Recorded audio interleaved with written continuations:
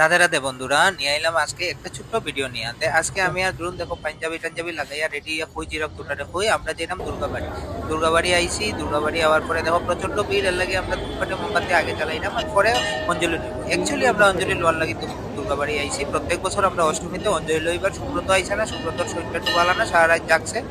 দেখো দুর্গাবাড়িটা অনেক সুন্দর করে সাজাইছে। আর আগের বছর আমি তরুণ আর সুব্রত আসলাম, অনেক ফটোগ্রাফি করছিলাম এখানে। তখন এত ভিড় আসলো না, কিন্তু দিন দিন এখন ভিড় বাড়ে মানুষের। দেখো হাজারে হাজারে মানুষ আছে। এখন আমরা অঞ্জলির লাগি রেডি হইব, অঞ্জলির লাগি তারা মাইকিং করে যে অঞ্জলি নেওয়ার লাগিয়া। আর এখানে সবই অঞ্জলি নিতে হয়। আসলে শুদ্ধ মতে শাস্ত্র মতে পূজা হয়, মা দুর্গার স্থাপিত মূর্তি আছে এখানে। দেখো দুর্গা মার মান্ডবটারে দেখো অনেক সুন্দর করে সাজাইছে। এখন অঞ্জলি লাগি রেডি, চলো অঞ্জলি লই। শুনো তোমরা অঞ্জলি।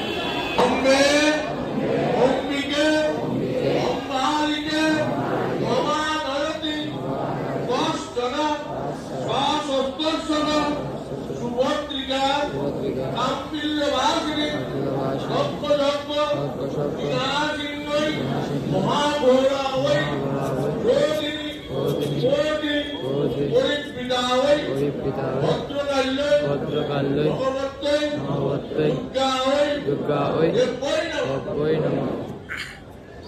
প্রত্যেক বছর মতন অঞ্জলি লইছি। এখন দেখো আমরা তিনজন বাইটিতে রেডি হয়েছি। তো কোনো হলাম একটু ফটো উঠে যাই, তো ফটো উঠছি। দুর্গা মায়ের দেখা অনেক কষ্ট হয়েছে, এখানে অনেক ভিড় আসলো, দূর থেকে দেখতে লাগছে।